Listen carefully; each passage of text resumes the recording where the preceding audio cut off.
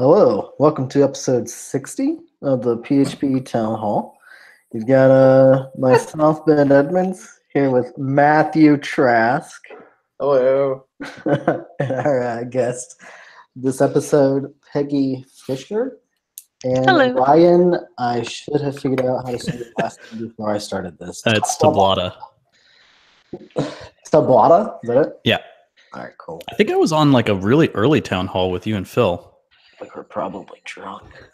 It's been a long time. Was that one of the Larvel ones, maybe?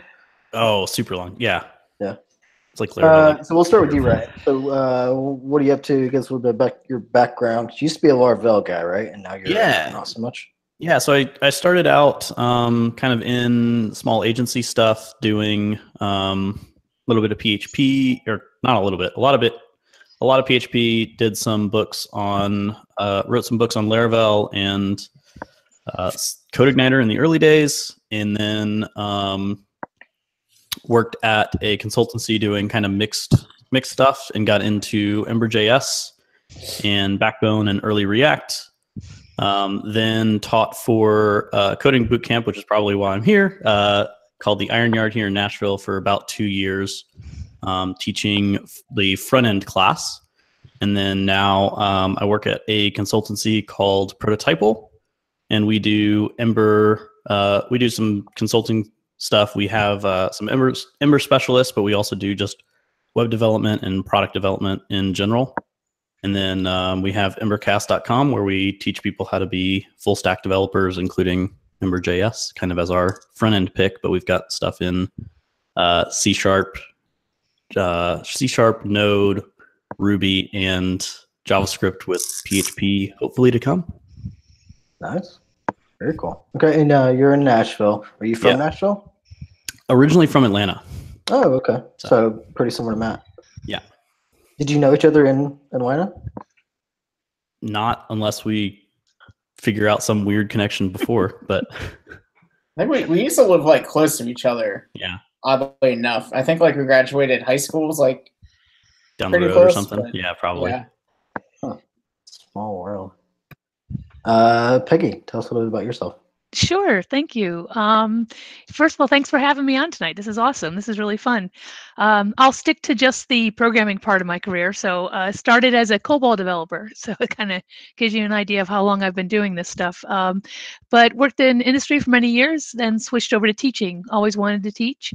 I taught at a local high school for a while, and I taught C++, C#, Java. And then I went to Penn State. I was a Penn State instructor for a few years. Actually, I still am part-time.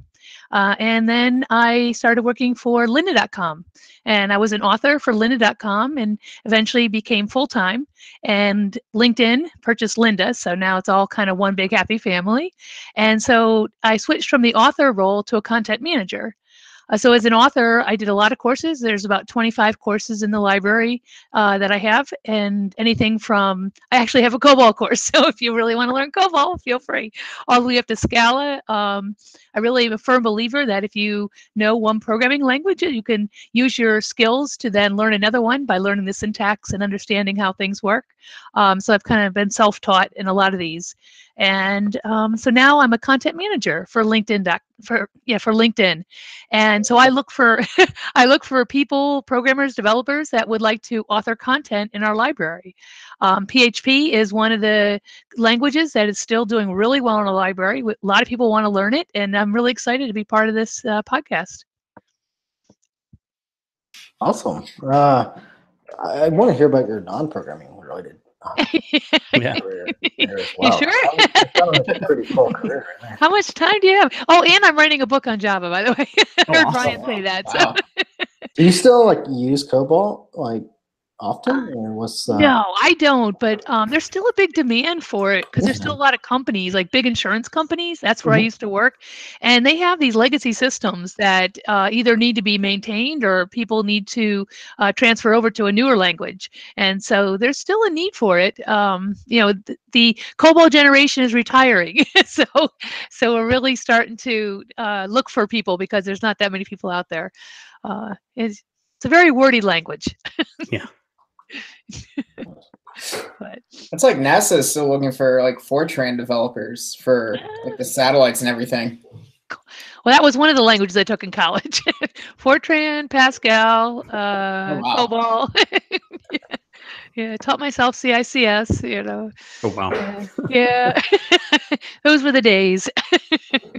I don't know if I was alive for those days, honestly. Probably not. Oh, but it was good. It was good. Nice. Yep. And you're in Pennsylvania? Central Pennsylvania, yeah. Right outside of Penn State University, about a half hour from there. Okay. Yeah. You work remote. Ryan, do you work in an office or remote? So I'm remote as well. So our company is spread out around the U.S. Okay, sweet. And Matt's in an office, and I'm remote. So you're outnumbered for once, Matt. Hey, but you know what? Like 3 out of the 4 of us are short that I know of. So yeah, it's nice, huh? yeah, I know. All right. Yeah, for a while, like all the people I hired, just like 3 in a row, were all like not much taller than me, and they're like, "Hold on, is this like a thing where you filtering people?" The job requirement must be under 5'4". Yeah. Oh, that's funny. All right, it's going to be something relevant here. So the idea behind the episode is to discuss education in the PhD community, boot camps, and how they relate, things like that. So we want to kind of walk through what are some resources you can use for learning, not just PHP, but development in general.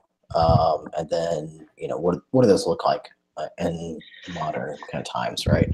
So I guess let's start off with, I'm going to jump down a couple and kind of rearrange this. Let's start with modern development learning resources. So what's out there for people that either want to learn how to code for the first time, or maybe you want to pick up a different language? This is to both you, Ryan, and Peggy. What do you recommend? So I kind of have a little bit of a bias towards the front end, since that's what I was doing at Iron Yard and kind of right before Iron Yard. So Free Code Camp is a resource that I found students were either already aware of, or I would kind of point them to some of the basic stuff at Free Code Camp, which is good. And we'll get into some of the kind of maybe opinions of some of these resources later on. But like Free Code Camp and codeschool.org or codeschool.com, I think it is, were resources that we went to really early on. Usually we were pointing people there because they had free trials, and especially if we were trying to have people go to a code school, which could be thousands to tens of thousands plus dollars. It was a really hard ask even to ask them to do like a month of like Team Treehouse, which is another resource that we pointed people towards a lot. And then beyond that, for HTML and CSS stuff, I love Mozilla Developer Network has a ton of documentation. I think that there's even writers here in Nashville for it on the content team. But that's just great to get right from the source, but also it's pretty readable even for like junior and beginning developers. And in the PHP world, I always pointed to people to Dale Reese's, what is it, Code? I can't remember which one's the Laravel book versus the PHP, just like basics. I think it's Code Pandas. Yeah, I think that's it. That's what I used to point students always to when they were like, I know JavaScript, but I need to learn some PHP. It was PHP Pandas was the first thing that I would point them to. Cool. Thanks, Ryan. I guess my bias would obviously be LinkedIn Learning because I work for LinkedIn. But I'll just give you, so from a personal perspective, whenever I want to learn something, I usually attack it twofold. So the first thing I'll do is get a couple books. I actually like physical books. I like the old school physical books, but I'll get some of those. And then, but LinkedIn Learning does have some courses on PHP, to get started learning PHP, PHP Essential Training. And one of the things, I don't know if you probably don't know this because it's fairly new and we're just launching it, is that we are looking at doing a la carte. So that if you don't want a full membership to the entire library, we're going to start to offer some key courses. So that might be a way to, if I only want to take just the PHP series, you can do that. It's not available quite yet for every language, but it's something to keep in mind. Um, and a lot of your colleges will have access to the LinkedIn Learning /lynda.com library. Remember, at Penn State, every student, every professor, anybody with a Penn State ID can log on for free. And there is a lot of secondary schools that have that. So I think that's kind of where I would go. That's kind of historically what I've done. So that's really cool. One question I have, Peggy, for the LinkedIn stuff. So I followed that path. Like, I'm pretty much self-taught in everything I've learned up to this point. And with like Treehouse, they have like quizzes and kind of stuff like that after certain courses. Is that something like LinkedIn? Is there like some sort of like showable completion of the course at like someone getting started? You know, because like when someone's getting started, they really want to have some sort of like proof that they did it. Sure. Yeah. Like, is there anything on like the LinkedIn? Yeah, we started adding learning paths, and we've gotten pretty far with them. So there's, I believe, a learning PHP learning path, and when you complete all the courses, you get a certificate saying that you completed that learning path. We are looking into more certificates as well, and we have been adding a lot of quizzes to each of our courses, you know, that you can just kind of take for your own knowledge, but then also we are looking at certifications in different areas. Yeah. Cool. That's cool. Mm-hmm. But I agree with you. I think that's a great motivator too, to actually complete through a learning path, because you want to get to that certificate. And yeah. I just want a piece of paper. So are you saying, and you both might have different answers to this because you come from slightly different backgrounds, did you see people coming into this from mostly other careers, or people coming straight into these resources? Because this isn't necessarily the traditional path you would come into as computer science from, right? You'd come in from college or whatever. So maybe they did that first and then they come to this. Or how does that work, do you think, now? Ryan, do you want to go first, or? Yeah, sure. So for me, almost everyone I encountered, whether it's mentoring in the Nashville community, at boot camps, or when I was at Iron Yard, almost everybody was career switchers or career changers. I was just like on LinkedIn earlier today looking at some previous students, and like I have a student that was in Arkansas, and he was a post office worker before going to Iron Yard, is now is like second year as a lead, and now is like a senior developer at the company that he's at, which is kind of crazy and awesome to see, like the growth there, and like helping to like lead and grow and nurture now developers under him. But most everybody was college or was career changers or career switchers. I did have like a few students that came straight out of either CS or even high school, or like an associate's program. And some of them were either CS majors and finished it. Some of them were CS majors, didn't get quite what they were wanting out of the classes, and then were like, what can I do at a code school, you know, for half a semester worth of tuition? Let's give this a shot.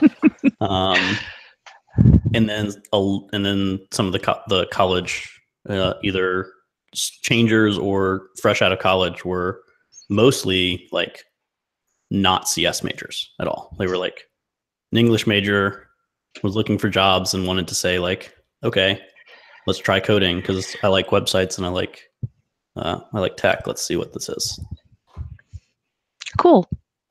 Yeah, I think I've experienced a lot of the same, Ryan. I totally agree. I think a lot of it is career changers. I don't think PHP is a language people pick up for like a first programming language. Usually, I think maybe they have like some JavaScript, or they've played around with some of those languages first. I always use my son as my guiding rod, you know, my divining rod. He's 16, and so he's a junior in high school, and so he's right now taking like APCS principles at the school, and they're using JavaScript.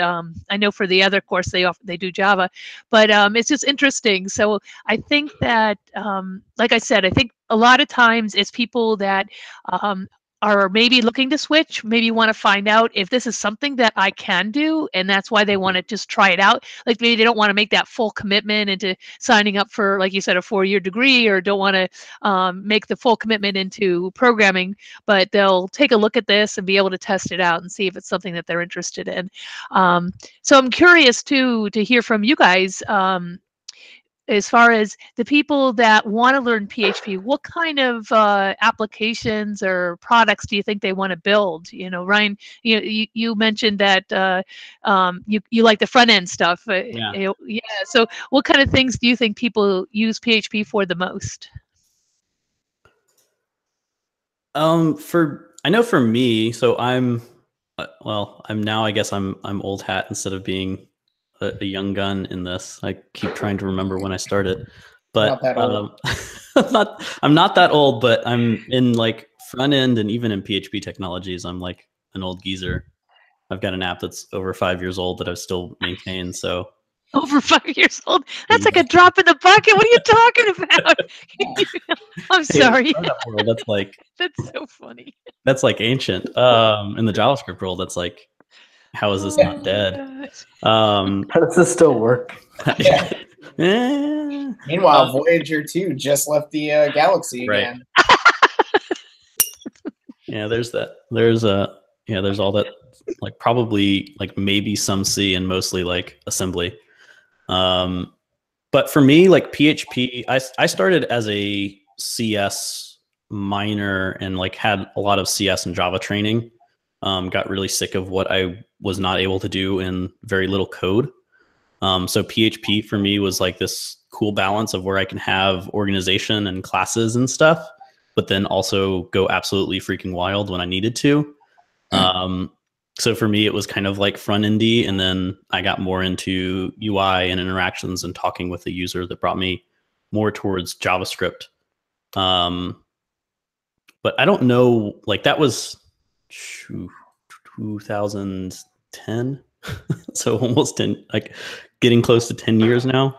So like, I don't know what brings people into PHP nowadays. Maybe it's like, it's a job. I know WordPress and like CMSs are still a big thing of like why they know PHP or their hosting provider. Yeah, there are a lot of people that kind of started. HostGator or whatever just has like PHP. Yeah, they started with WordPress or some CMS thing, and then they, were kind of intrigued and moved on from that to do full apps. And I think the thing that draws people into PHP still is that like everything that's valid HTML is valid PHP until you open up PHP tags and then like need to start doing different stuff. So I think that that's still like a notable thing for beginners. I don't know with the resources that are out there today, how much that's still like valid for people continuing to be in it. But I think the idea of like being able to throw up their page and, oh, I need the copyright year to be this year all the time. Like put in the PHP tag. That's the way like I did my very first PHP tag. Like, that's awesome. Long before college. So that's great. I mean, for me, like lately, it's been a lot of like API stuff, which I can do really fast in PHP. But like the whole like the way I got introduced to PHP wasn't even WordPress. It was I was doing Team Treehouse, and we were building a cart in like a store, and we did it in like JavaScript. And the very next video was like, "Hey, we're gonna do like PHP," and I was like, "PH what?" Yeah. And so like, they were like, "Okay, we're gonna put MAMP on and all this stuff." And I was like, "Okay, I have no idea what I'm even doing with this language." Like, I had no idea, and then I started figuring out like what you could do with it. Nowadays I think people still come to PHP just because it's an easy language to get started with. Very little barrier to entry in terms of like what you need to get going. All you need is a local server and a text editor with an opening PHP tag, and you can go wild. Like with Python, you have like all the virtual enums, the wrappers, and all that kind of stuff. With Ruby, you have to get your Ruby environment all set up. With PHP, it's as simple as downloading WAMP or MAMP, turning it on, and just going to whatever a local host is, and you're good to go. But I do think WordPress has a lot to do with it. Sending, people get started, they want a blog, and they're like, oh, WordPress, and then they want to like figure out how to mess with the theme, and that requires some PHP knowledge, and so they kind of just fall down the rabbit hole until they end up actually needing to learn more and more that way. Yeah, I think the backwards compatibility helps with that a lot too, right? Because like you might use a 4-year-old tutorial or whatever, but it still probably works. Whereas like in Ruby, even now, right? Like I'll go try to figure out something and like the package just doesn't work in my version. Yeah. So it's I think it's a real like advantage we have in PHP that we don't recognize much. Yeah, especially with JavaScript too. Like everyone says JavaScript's so easy to start with, and yeah, you don't need a server or anything, but I mean the language changes so fast and so many different things happen. Like today React is the cool framework. In a year, who knows what could possibly? I mean, Vue.js could take over the world. I don't know. Because I mean, like it wasn't even a year ago or 2 years ago that like Angular was the top of the JavaScript world, and now I don't even know what Angular is doing. Everyone's smitten by React, and now next year it'll be something different and all this kind of stuff. Like PHP, even though everyone loves to hate on PHP for its past insecurities and security holes, like it's still I mean, pretty much everything that you try to do today, you could do 5 years ago, and everything you're going to try and do in 5 years from now, it's still probably going to work. Well, I mean, to a degree, there's the idea of like Laravel and Symfony, which are like they go faster and slower over time, depending on like the creators at like that particular year. But that's even much faster than most of the PHP ecosystem. Like Laravel's moving much faster than most of the PHP ecosystem, and even that's slow when you compare it to a lot of the JavaScript ecosystem. Well, I mean, if you look at like WordPress this week, I mean, they just announced that they're going to bump their minimum version up to 5.6 and next year 7.0. I mean, that's for the largest user base of PHP, I mean, that's like a snail's pace, Right. I mean, for reference for anyone who, may or may not know, 7.0 was deprecated a week ago and 5.6, I mean, not even deprecated, 7.0 lost security support a week ago. 5.6 loses security support in 20-something days. Wow. December 31st, Crazy. So like Ryan just said, like while Laravel and Symfony are moving much faster, I mean, it's still not as fast as like the the JavaScript world. Right. Whether it be Magento or WordPress, like moving a lot slower. But so I mean, I guess that's the thing. Like because it's not constantly coming up with new and shiny things for people to play with, is that a detriment to the language in terms of people attracting newer users to the language? So I mainly see it as an advantage. I don't. If PHP was moving fast like that, I don't know if that would have stayed as long as I had, right? Because one great thing about PHP is I've used a lot of other languages, but it's like it's still a stable skill that you can come back to, and it's still pretty much the same thing, right? Mm-hmm. Whereas in like 5 years, if you were an ES5 JavaScript dev, right, you're not going to be able to come back and still be the same thing. You're going to have to relearn most of the core concepts down to how to define a function, right? In PHP, you don't have that.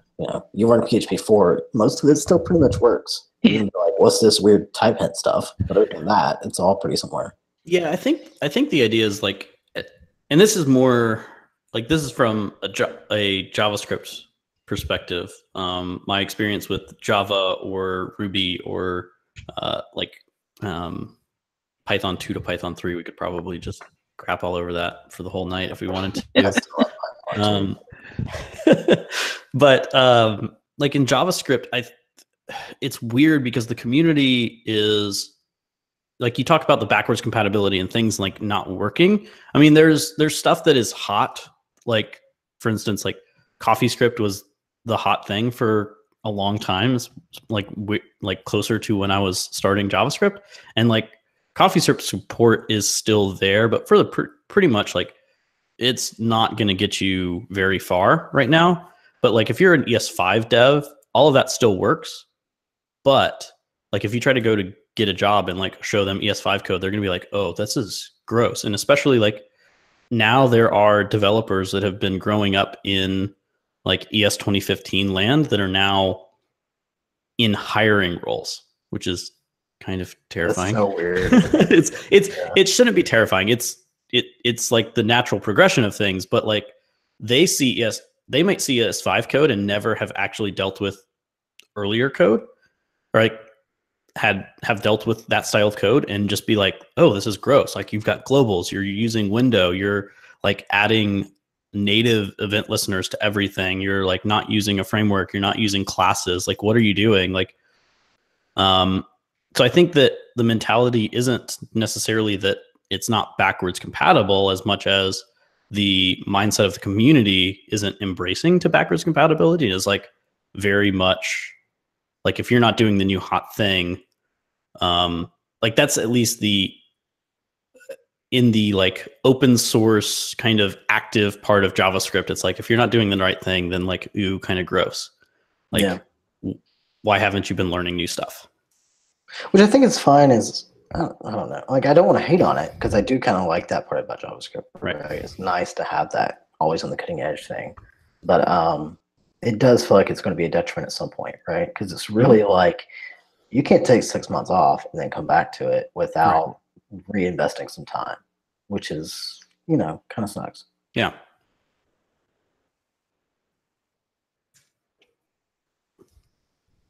So on PHP and boot camps, do y'all know any boot camps that are teaching PHP? Because in my experience, like some of them are doing JavaScript, but most of the ones I've seen, at least in New York, were doing Ruby, which seems kind of weird to me. Like maybe it's because of the circles I were in, but like Ruby seems like it was pretty popular 5 years ago, 10 years ago, but it doesn't seem like it's like the most popular language anymore for web development.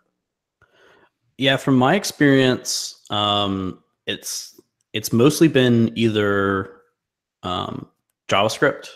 Ruby was very popular. I think some of them are like pulling back on that. There's some schools like Flatiron where they have years and years of curriculum in there, and they still have demand of like some of the New York startups and some of the San Francisco startups that are still in the Ruby ecosystem. But like I feel that most boot camps that I talk about are really hard on JavaScript, whether that be Node, front end, most of them being more front end heavy, and I'll maybe talk about some of the reasons why I see that. And then like there might be local demand. So there might be some local demand of like a C# place. Like I know that at Iron Yard we were talking about maybe doing a .NET class. So we had a front end class which was JavaScript and a back end class which the first cohort was Ruby, and then we switched over to Java after that because of a lot of the healthcare and enterprise in our area was Java based. So we had like pretty easy time with students getting them positions in Java jobs. But and like particularly we talked about adding a PHP course, and the reason that we mostly didn't was for us was talent actually, was getting instructors in kind of our talent pool and in kind of our talent base to create a curriculum that was PHP based. So we had some markets. Nashville was actually one of them where we said we might want to do a PHP Laravel setup. But most of the boot camps I'm talking to have been more into pretty much JavaScript, C#, and maybe some hanging around with Ruby and some Java, like in certain markets. Interesting. What are you seeing most, Peggy, in the online space? Yeah, I'm not familiar with a whole lot of boot camps, so I'm not really sure about that. I was listening to what Ryan was saying. So I haven't really done a whole lot of research. Sorry. What about online in particular? Are you seeing, do you see much PHP resources there? Or do you see a lot of resources devoted elsewhere? Within, you mean within the teaching, within our library, or Well, yeah, yours, or maybe not just yours, and others? but online learning libraries in general. Yeah, I think there is quite a bit, and so there's like a lot of different, companies that do kind of what we do, Udemy, Pluralsight, and each one of them, I think, definitely has a pretty substantial amount of PHP courses available. So I think it's out there. It's just trying to get people to them. How do we get people to know that they're there, and then to engage in the course? How do we drive the market? And that's been our problem, is trying to figure out how to make people aware of it, and how to get people to start watching the courses. We do get a good amount of people watching the PHP courses, though, in our library. Yeah. So is the PHP stuff that y'all are teaching, is it just general language fundamentals, or are y'all doing like a testing course or any kind of frameworks or anything like that, or is it just Gotcha. Yeah, that's a great question. We actually have, I was just looking earlier, I don't know, maybe like 30 different courses. So the big hitters are our Learning PHP, which would be like your introductory one, and then the PHP Essential Training, that would be a much more comprehensive course. But there's a lot of like little courses. So there's API testing and validation. So let me see, some of the ones that are really doing well: installing Apache, MySQL, and PHP. So like the installation course does pretty well. We have PHP tips, tricks, and techniques that's doing pretty good. PHP object-oriented design. So there is a lot of different. Those are kind of like the ones that are most popular right now. Let me see yeah. Yeah, I'm looking at it now. Like, I see some Symfony stuff. I see Composer. Mm-hmm. Apparently, someone still thinks simple XML is a thing. That's cute. I know. There's one about pair. Oh, Hey, is there one for PXL? I don't see it. I don't think so. I don't remember that. Oh man, What is PXL? or PSX, or it's like it's JSX and PHP. Back when Facebook did that and maintained their own work of PHP for a while. Here's Chris Harchess's talking. Yeah, I mean, I was scrolling through like the top 15 just overall courses on like Udemy, and I was like, I think I went through like the top 15 or the top 24. Like one of them was like PHP for beginners. One of them said like learn complete web developer, and that had like a section on PHP. And then almost all of them, like of the top 24, there was one Ruby one ASP, and everything else was either JavaScript or a JavaScript framework or like web design. So I think that there is like a student bias, which I don't know if we're like wanting to maybe move into something of that, because I could talk about that for a while as well, especially with new students. Do you think the students themselves have a bias? Yeah, so with new students, so this is something that we noticed in boot camps, which is probably pretty different than Peggy. Like your students, at least like my experience with like Linda, has been mostly like, you have an existing job or you have an existing need, so I need to go learn this resource, which I know like Linda and now LinkedIn Learning has put in a lot of resources of trying to make it accessible for new learners as well.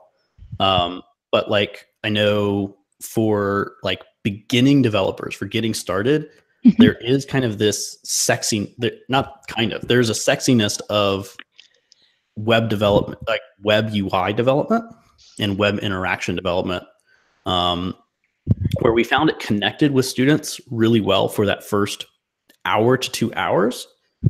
And a lot of people were front end heavy. So almost at all of the locations of Iron Yard, the front end class almost always was bigger than the back end class. And usually that was because in their first interactions with development, it was very easy to understand. It was very easy to get results out of a front end, like a JS based, browser based thing, because you can interact with it, you can click with it, you can play with it. Whereas in a backend language, especially something like PHP or maybe Ruby, where you have less UI output, it's just like text on the page, you have a higher barrier before you start getting into kind of interesting stuff of dynamic data or whatever. Right. So it was hard, like even when we were building night class, like introduction, 2-hour, 3-hour learning experiences, it was really tricky to make something for the back end classes that matched what we could do in the front end in like 30 minutes. Yeah. Because you have to get your environment set up. You have to build all this stuff, and you have less output configurations without having to bring in a bunch of magic or bring in like entire frameworks to do basic UI. That makes sense. There's a whole lot of like base Yeah. foundational knowledge and setup and code before you either see anything, right? So I mean, I guess you could do an API, but then if you don't really care, right? Like, what's an API? What's a website? You know? Right. So like, if you're not exactly. interested in like data or data science, that might just be boring. That it's just like outputting JSON or just outputting like plain unstyled text on the page. Right. Which for developers might be like a huge idea of like being able to kind of munge this data and put it into a new state. Like that's really cool and really awesome and something you may not have done before. But if you're just coming to it from the first time and you're like, oh, you know, how does this come even close to what I have to interact with every day? It's a big difference.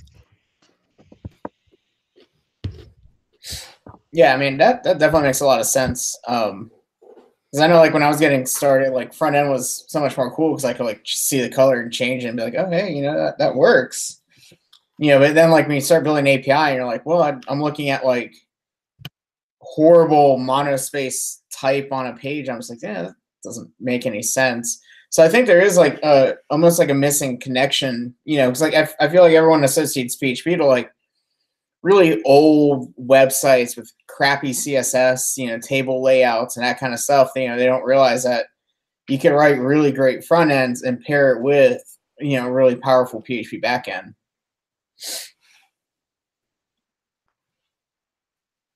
But so I mean, go ahead, Matt. I was just gonna say, you know, like, so, you know, I mean, like, based on what you all have seen, what could we do to convince boot camps or, you know, students looking for like an online resource that PHP is a viable option for them in the face of, you know, all the other offerings out there in a JavaScript and everything else? Yeah. For self-learners, I definitely think like self-learners or mentors or people that are coming to you directly. I think while it's not necessarily meshing exactly with like a lot of developers that might be in a mentoring role or like Symfony or Laravel devs where it's all class-based and like your templates are only in template files. But I think kind of going back to what brought me to PHP and what I think makes PHP really easy and accessible is to some extent embracing that like PHP is HTML plus code and showing that at first and using that as the diving off period. I know when I was doing JavaScript, like I would show the console, which is completely accessible and completely like just it's right there. And saying like, okay, type some HTML, let's just be very additive to this to where you can get results really quickly. I think is really good for like the introductory learner. And as far as like boot camps, one of the big things that boot camps listen to are recruiters and open job positions. So a lot of open jobs positions are showing you need to know HTML, CSS, some JavaScript. Oh, and by the way, a little bit of PHP. If you flip some of that script for a lot of these agency positions, for a lot of these like introductory positions and say like, hey, PHP is like our mainstay, or here's like PHP is a big part of this role. It's not the like, okay, on the job listing of 10 requirements, you can like not have 2 of them and one of those 2 is PHP. Like flip the script on that, flip it so that like knowing React is the thing that you may not know. instead of like PHP being the thing that you don't know. And really like having recruiters say that, because I know recruiters, I would go talk to recruiters and they would be like, you need to know React.js and Node and Mongo. And I'd go talk to the hiring manager and they're like, oh no, we're like on Java and all plain HTML, CSS, and JavaScript. There's no React. There's no Mongo. We're completely SQL. Like having those recruiters actually saying stuff instead of just the buzzwords that they hear and like the buzzwords that they have on a lot of their job applications can help that. And I think PHP mentors going to these boot camps and saying like, hey, there's PHP jobs, and not just like PHP plus some front end. It's like PHP as the thing that you're doing every day.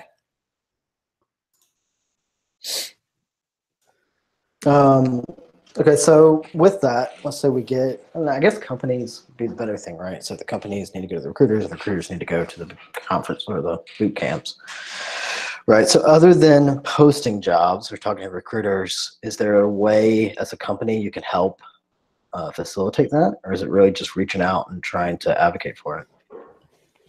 Yeah, so a lot of these boot camps have advisory boards or have like a job placement service. And if you're listening to this for some reason and looking at boot camps and like deciding on boot camps, find ones that do have advisory boards and job placement services that have like good results.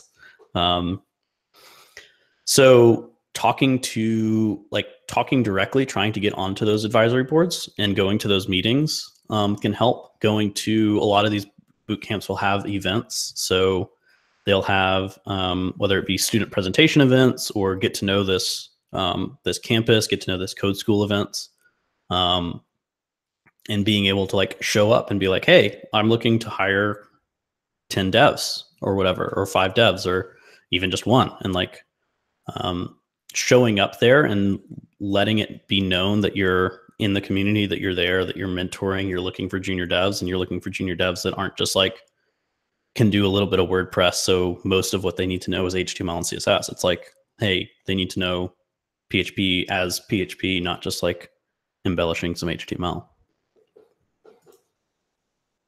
Okay, cool. And what about for your side, Peggy? Are you all actively looking to add PHP courses, or kind of how do you decide where to put the focus? Yeah, that's a great question. You know, kind of like Ryan was saying too, it's always hard to get through the weeds on, you know, what the recruiter says, what the company actually needs.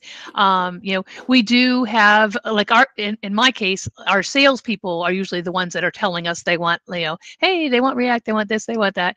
And so, you know, I think, you know, one of the things would be is that to educate the sales team, our sales team, that, you know, you have to dig deeper and try and find out, you know, if the company really is looking for that, or if they really do need more PHP developers. So it's interesting to hear you guys talk, and it might even be something where we need to change some of our search engines to say like, okay, if someone is searching for this, don't for React, don't just return React, but also kind of put PHP in the mix as well. So we're always listening to companies. We get a lot of requests from enterprise customers saying like, if you had more in-depth, it seems like they want a lot of advanced content a lot of times. They'd say like, okay, if you have advanced PHP, that would be great. If you have advanced Java, that'd be great. But so sometimes they look at what we have and they think it's only too beginner. So that's another thing that we're looking for. So I think we cover pretty well the beginner and the essential training, but a lot of times we don't have, you know, I think like Matt was saying earlier about, you know, APIs. So, you know, what are our courses that really address APIs? And so, you know, I think that digging a little deeper would be good for us as well. Does that make sense? I feel like I'm not sure. Yeah, Okay. So both of you, and so people go through your courses, or they go through the boot camp, and then the next step is job placement. Do you have ways to facilitate that? Do you have recommendations for both for the boot camps and for a boot camp attendee, right? So like, let's say either I'm in a boot camp now, what should I focus on to get my job? Mm-hmm. Or if I'm looking at boot camps, what should I look for? And the same thing for courses, right? I'm going through online training. What should I be looking for? Whether that's certain buzzwordy things or certain facilitations they have, like the board you talked about, Ryan, things like that. Yeah, I guess on our end, I think Matt, you had asked earlier about the certification. So, of course, we're intimately tied with LinkedIn. So, if you do finish a learning path, your certification goes on your profile. So, unfortunately, we don't really advocate for job placement. But I mean, part of LinkedIn is the whole networking and the whole recruiters use it. So, it's kind of behind the scenes as facilitating it, but we're not giving anybody a leg up, other than putting information on their profile. So. But it's an interesting, kind of idea. And I want to hear what Ryan has to say about the boot camps and how you guys work with that. That's cool. Yeah, from an online learning stuff, because now since I'm not actively teaching at a boot camp, I'm also like advising people that want to go online learn, and I don't have full time to be mentoring or teaching or have content of my own right now to be guiding someone from nothing to a junior dev. But making sure that like if you're doing online stuff is looking at certification or completion stuff that people actually will notice or comes from someone reputable. So like LinkedIn Learning is someone that like is known, and Linda's a known entity in the area for a long time. Team Treehouse is someone that's known and people are fairly familiar what that content is. If you go to Udemy, while Udemy is very widely known, the course that you take for like $10 right now could be a great course and could be like really well known, or could be let's just say not so well known.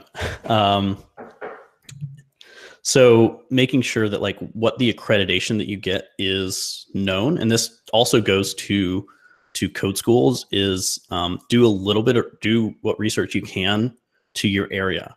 And know what accreditation can be given. So here in Tennessee, for instance, like there was limitations on like what we could guarantee and what we could credit and say that we did versus not. So like we couldn't say that we were accredited or give someone a credit. We could give them a certificate of completion, but that's as far as the legal state of Tennessee, without being a college or university, would let us do.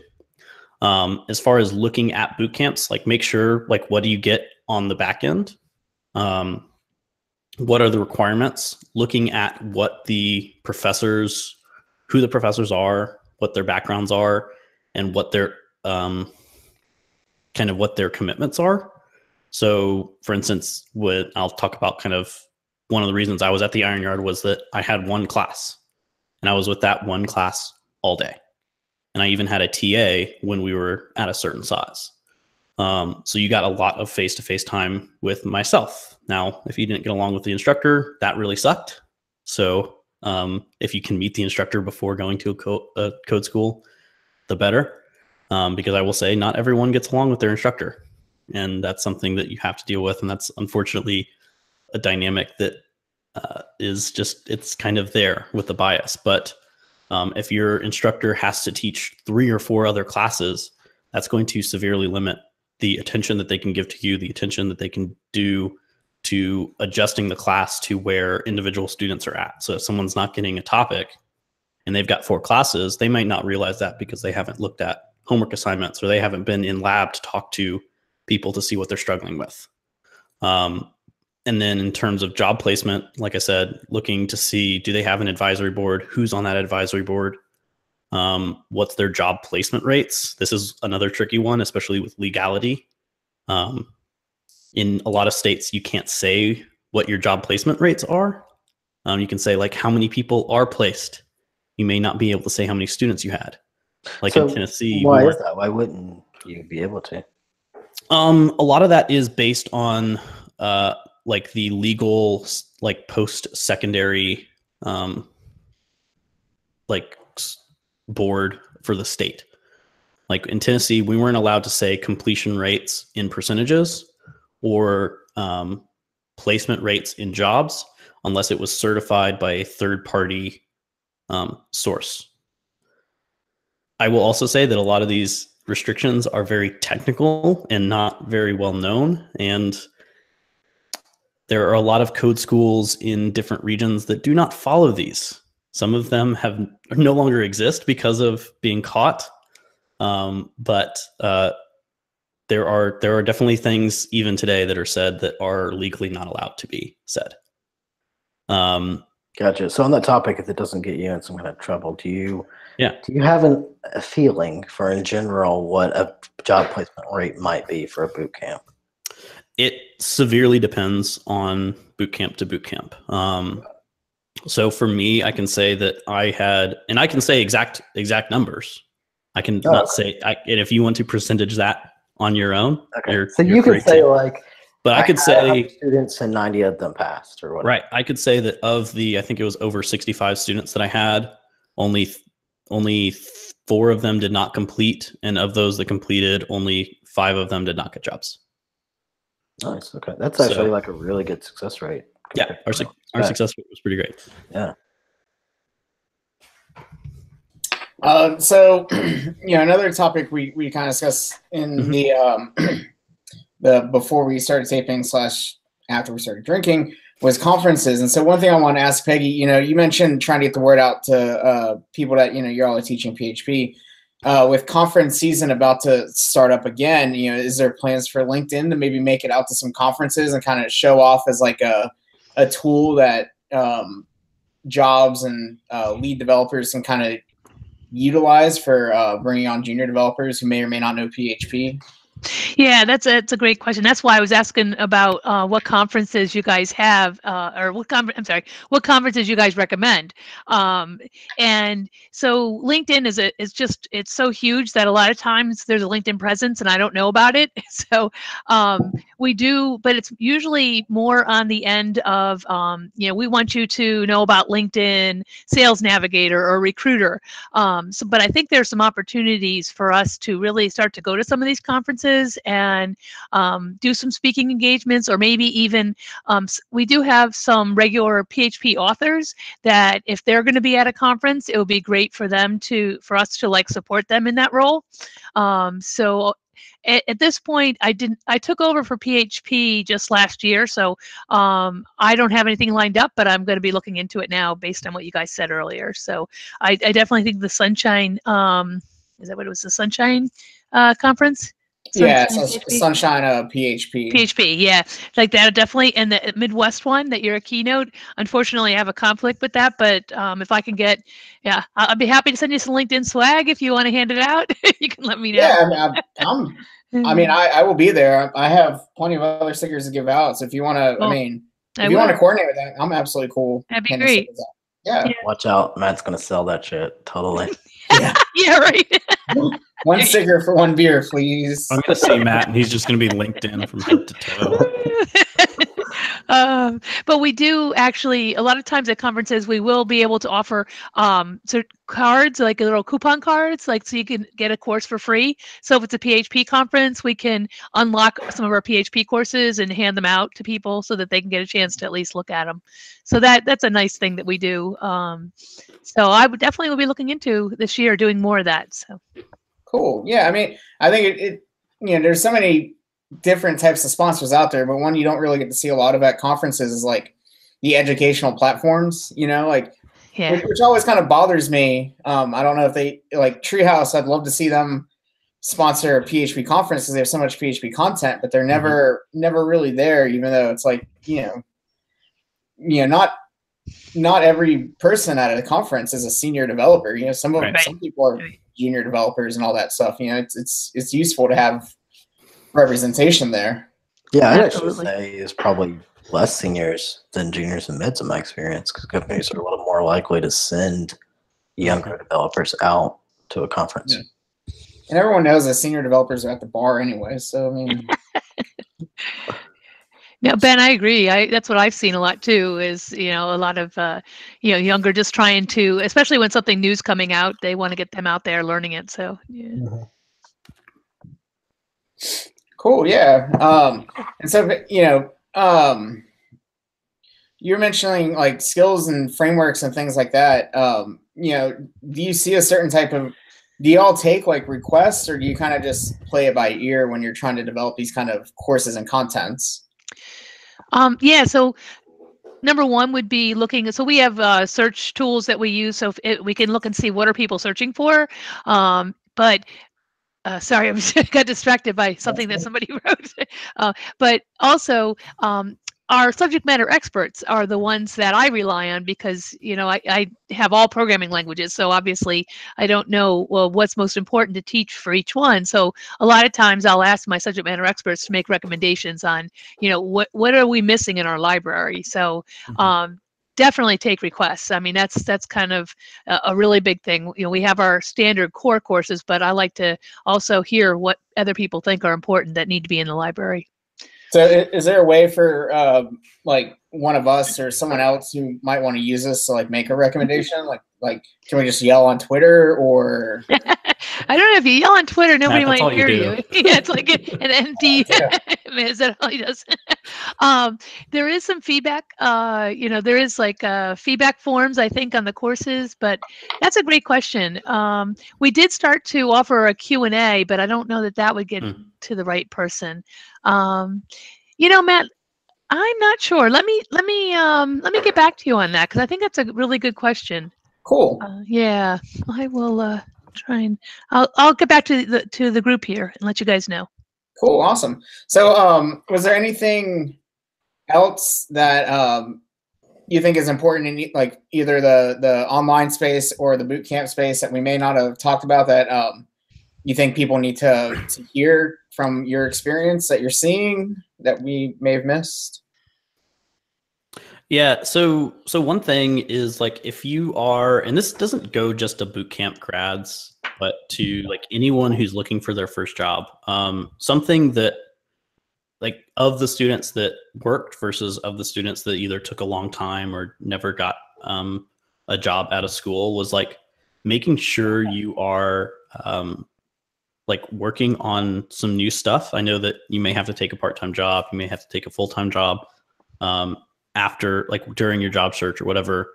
But like, if I go to GitHub and you have nothing new, or you've only worked on your final project in the last 6 months, like, that's a big red flag. If you've not done anything that looks different than what you worked on in your classes, like that stands out. If your portfolio is out of date, that stands out.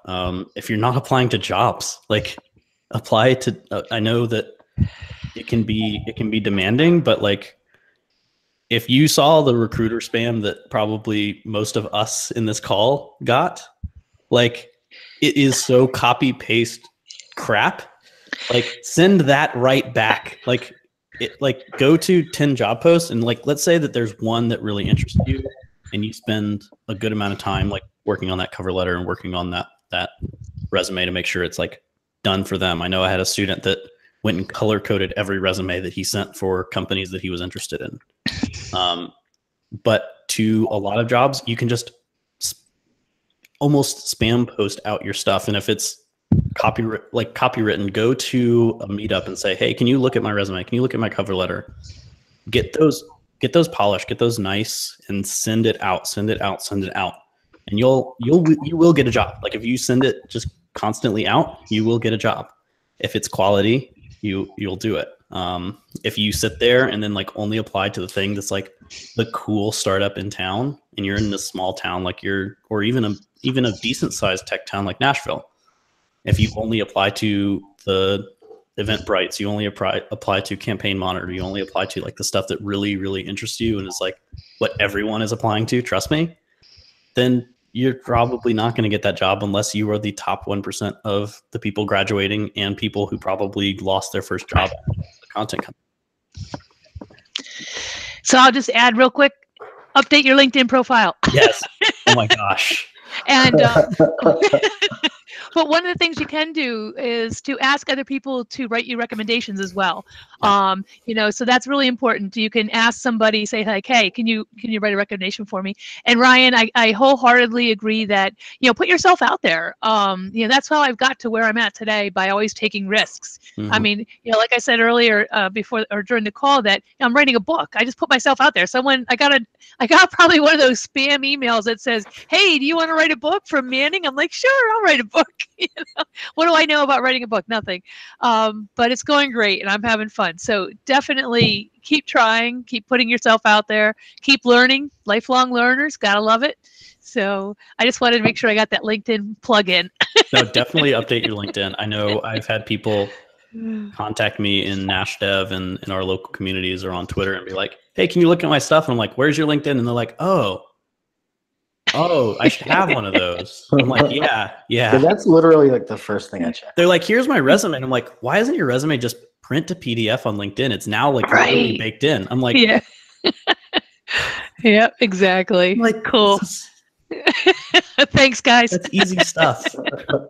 My LinkedIn's a graveyard of things. I was trying to find you. I can't find you. Yeah, I was trying to write your bio for the new website, and I was like, wow, this is like really old. We're just going to roll with it, I guess, Matt. Yeah.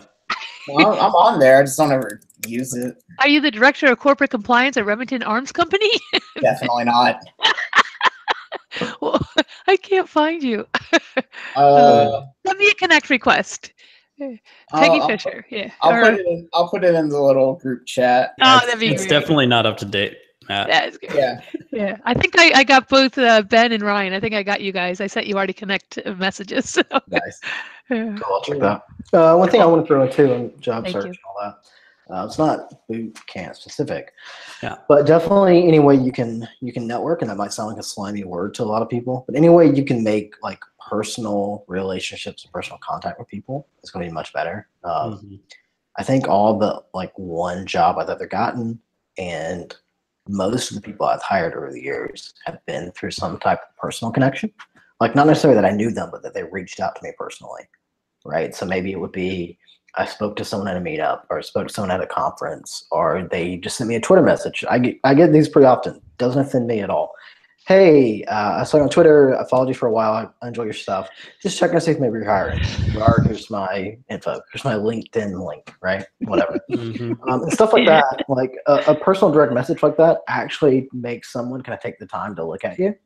Whereas if you're just another pile in 100 resumes, you might not get the same attention you would need to get considered. So don't be spammy about it. Don't, send 100 resumes and then also message someone on their email and their Twitter, any way you can contact them. Like, pick something, but do put yourself out there, like y'all were saying. Yeah. Cool. Well, I think we covered everything. So thank you both for joining us on this extremely cold night here in Nashville. Where can people find y'all online if you are online? Twitter, anything like that? LinkedIn, apparently. Yeah, you can definitely find me on LinkedIn and on Twitter. I think it's Peggy Fisher 145. So feel free to reach out. Yeah, for me, you can find me on LinkedIn, but please, if you do the add a message and just add a message that says PHP Town Hall or something. I actually look at everything in LinkedIn. I usually leave it in my email, but most of it, like I said, is just a recruiter saying I've got a job for you in Knoxville when my LinkedIn profile literally says I don't want to move. But more likely you'll see me on Twitter at Ryan Tablada. So that's Tablada. But you probably want to just follow my dog, who's Emperor Puppetine on Twitter. Yes. And I'll do a plug. If you're wanting to learn something, unfortunately not PHP right now, but embercast.com, we're running a 50% off sale to learn Ember plus JSON API and either Elixir plus Phoenix, Rails and Ruby, C# and .NET Core, or Node and Koa. So check that out if you're interested. Cool. Awesome. All right. Ben, you want to sign us out? Yeah. Yeah. Thanks for listening, everyone. Take care. We'll catch you next time. Cool. Bye.